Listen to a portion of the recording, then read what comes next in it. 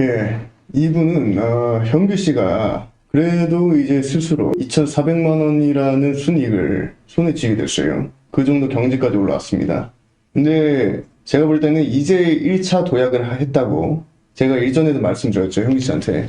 네. 현규 씨 1차 도약은 3천만 원이라고 순이익. 근데 지금은 물론 매출 3천만 원을 찍었지만 1차 도약을 했다라고 전 생각을 해요, 지금. 네. 그래서 이제 2차 도약을 해야 되는데 지금 제가 저랑 이제 회의해 보시면 아시겠지만 제가 몇 프로 정도의 마케팅에 지금 화력을 썼다고 했죠?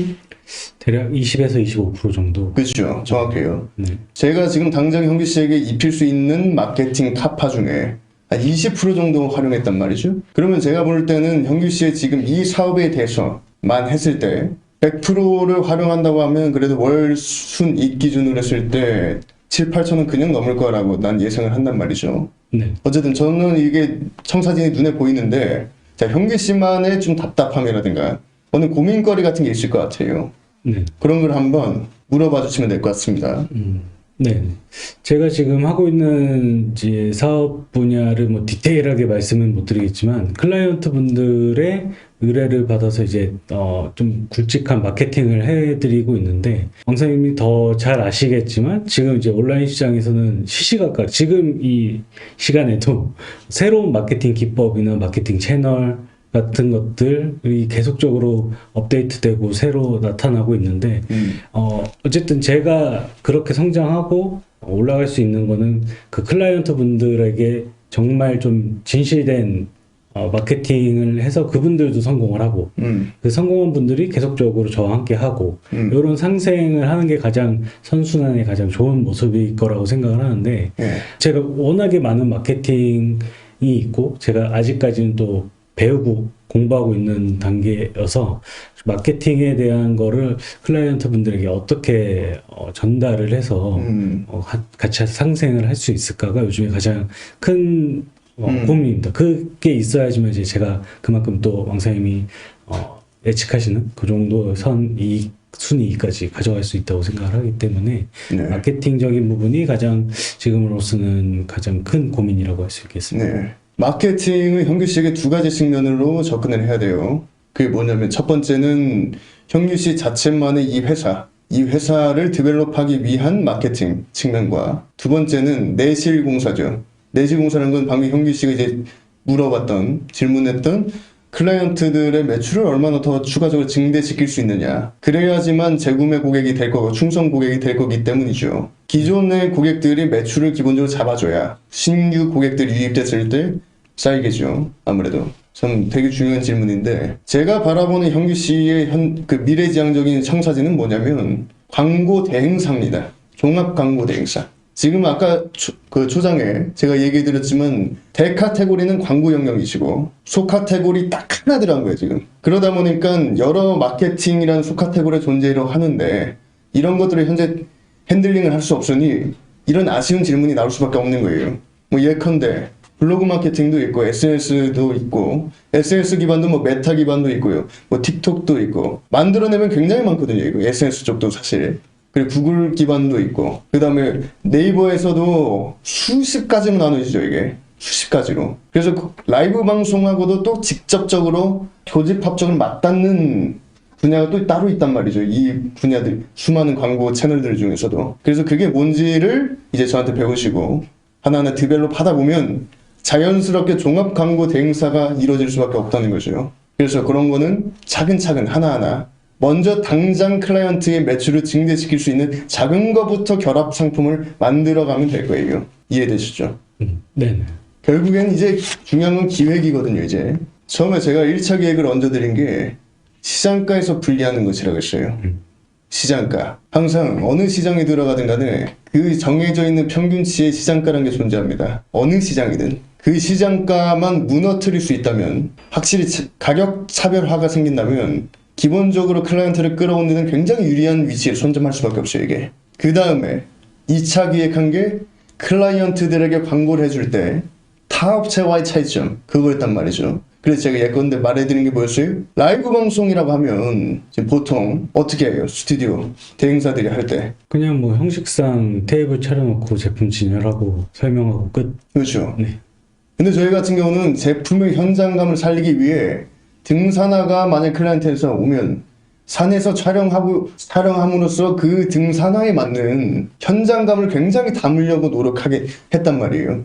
차량용품이면 차에서 촬영을 하고요. 말 그대로 스튜디오 촬영도 물론 있었지만 세상 모든 공간을 스튜디오로 삼아서 제품에 맞는 공간을 활용했다는 점. 그럼으로써 우리가 얻는 건 클라이언트 입장에서도 신선한 느낌을 굉장히 받을 수밖에 없고요. 그러니까 만족도가 높을 수밖에 없고. 그러니까 100마디 상세 페이지로 설득하는 것보다 신규 클라이언트들 입장에서도 이런 포트폴리오를 봤을 때 전환율이 높을 수밖에 없는 거예요. 그러니까 이렇듯이 마케팅이라는 건 사실 이게 무슨 이변이 있지 않습니다. 이게 가이드라인이란 게 순수 정해져 있어요. 어느 정도는. 근데 나머지는 남들과 이 머릿속에서 돌아가는 사고 회로가 어떻게 차별화시킬 것이냐. 이 차별화라는 게 허황된 얘기를 하라는 게 아니고 1도, 2도 정도만 어긋나면 돼 이게. 달리하면 된다고. 그걸 기획이라고 하는 거예요, 제가. 그러다 보니까 매출이 안 오를래야 안 오를 수가 없죠. 이렇게 해버리니까. 그래서 이제 마케팅 채널들을 계속해서 늘려가면서 75%를 채워가면 되는 거고, 가장 이제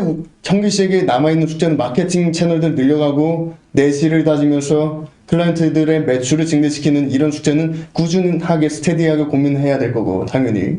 당장에 이제 해야 될 거는 3차 기획안을 짜실 줄 알아야 됩니다. 3차 기획안. 어차피 우리는 클라이언트가 많아졌잖아요, 지금. 그러면 이렇게 할 수 있는 거죠. 하루 방송이 평균 5개 정도 있죠, 지금. 몇 개 있죠? 한 6개에서 8개 정도 있습니다. 6개에서 8개. 네. 그럼 만약에 감자탕 방송이 있다고 해보자고요. 그럼 감자탕을 끓이려면 냄비가 있어야 되잖아요, 이게. 근데 냄비 판매하시는 클라이언트 있나요? 네, 있습니다. 있죠. 두 상품을 엮을 수 있잖아요. 네. 예컨대 이런 거죠. 보는 시청자로 하여금 주 메인 방송은 당연히 감자탕이 되겠죠 이게. 그런데 화면에 계속적으로 보일 수밖에 없는 제품이 냄비라면 같이 홍보해 줄 수 있다는 거예요 이게. 다만 메인 감자탕 방송이 지장이 가지 않는 선에서 중간중간 배너로 부가적으로 냄비에 대한 홍보를 해줄 수 있든가 아니면 쇼스분이 얘기를 해주든 뭘 통해서든 간에 이런 식으로 구성을 짜가지고 우리 상세 페이지에 녹여야죠. 그래야 예비 클라이언트가 봤을 때 이런 그 광고 대행사가 없거든. 라이브 광고 대행사 이런 광고 대행사가 없거든요, 이게. 이게 그래서 제가 형규 씨한테 얘기해주고 싶은 3차 기획안이에요, 이게. 이거 만약에 상세 페이지에 입힌다면 시장에 만연히 존재로 하는 해당 분야에 만연히 있으니까 이런 기획이 해당 시장에. 아니요, 한 번도 보지는 못했습니다. 그러니까 이거 적용 안 하면 바보지. 그러니까 사업 확장 얘기는 너무 길어져 버리니까 여러분들 어떤 식으로 해야 하는지는 제가 따로 컨텐츠를 빼가지고 영상을 찍을게요. 아시겠죠? 이 기획이라는 게 너무 방대합니다, 내용이. 그래서 이거 따로 컨텐츠를 제가 빼서 찍을 테니까 이해되시죠, 오늘? 네. 어떤 식으로 방향을 잡아가야 될지, 우선순위는 뭔지. 네. 마케팅은 어차피 제가 계속 알려드릴 거예요. 어떤 식으로 해야 되는지. 계속 공부하셔야 되고. 주말 때 놀 생각만 하시면 안 되고. 계속 공부를 하셔야 돼요. 아니면 도태해버리니까. 기획 같은 것도 제가 뭘 말씀드리면 어떻게든 응용하시려고 노력하셔야 되고. 아시겠죠? 네. 자, 마지막으로 이제 사업이나 창업을 하시려는 분들한테 쓴소리나 뭐 해주고 싶은 말 있다. 한번 해주십시오. 일단은 지금 뭐 다들 그냥 흔하게 생각하시는 이제 회사 짜증나는데 때려칠까 치킨집이나 할까 하시는 분들이 주변에 허다한데 치킨집이 나 할까라는 그런 좀 허무맹랑한 얘기는 집어치우시고 네 지금 뭐 그렇게 한다고 해도 뭐 매장 인테리어 뭐 그 프랜차이즈 로열티 되고 하면은 기본 1, 2억 뭐 2, 3억 많게는 이렇게 드는데 그런 지금 현실 가능한 사업을 생각을 하셔서 진입하시는 거를 추천드리는데 이것도 참 정말 쉽지 않다. 저 같은 경우에는 뭐 운 좋게 왕 사장님도 만나고 뭐 어떻게 잘 풀려서 지금 이렇게 최소한의 투자로 고효율을 보고 있지만 그 유튜브나 블로그에서 말하는 뭐 월 1,000만 원 벌기 뭐 쉬운 시대 이런 거는 정말 뭐 쉽게 월 1,000만 원 번다는 거는 정말 말도 안 되는 얘기라고 저는 생각을 하고요. 철저하게 사전 준비와 왕 사장님 같은 이런 확실한 인맥이 있던가 네. 이런 게 있을 때 비로소 이제 사업이나 창업을 생각을 하시는 거를 추천드리도록 하겠습니다. 맞아요. 지금 세계 경제도 굉장히 안 좋아지고 있는 거 아시죠? 많은 전문가들이 추측하건대 이제 1년, 2년 후에 현재 경제 안 좋은 아웃풋 자체가 결과가 그때 나타난다고들 합니다. IMF 때도 그랬다고 했고 이건 뭐 자료에 나와 있는 얘기들이니까. 그러니까 우리가 돈을 벌 수 있을 때 빠르게 돈을 벌어야 되고 경기가 불황이 됐을 때 충분히 투자할 수 있는 곳들은 빠르게 투자할 줄도 알아야 되고 그러니까 돈의 맥을 좀 잡을 줄 알아야 돼요. 돈의 맥. 돈의 맥이라는 게 있단 말이죠. 어느 정도 돈을 자산가들은 그게 보여요. 이게 뭐 재벌급은 아니지만 보입니다. 그래서 그냥 무지성으로 뭔가 창업하지 마시고 사업하지 마시고 그건 도박이죠. 잘 되게 해달라고 기도하는 게 도박 아니면 뭡니까 그게. 그것도 몇백만 원도 아니고 아무리 못해도 몇천만 원인데. 그러니까 긴장하고 돈을 최소 비용이라고 하면 1,000만 원 이내입니다. 제가 얘기하는 건 이 정도로도 충분히 돈을 벌 수 있어요. 이렇게. 그러니까 현실 직시하시고 정신 바짝 차리고 열정을 갈아 넣어서 하루 24시간의 에너지를 소비하십시오. 그래야 성공합니다. 그래야. 아시겠죠? 그럼 다음 시간에는 한번 기획 공부를 해볼 시간으로 갖도록 하겠습니다. 다음에 뵐게요. 감사합니다.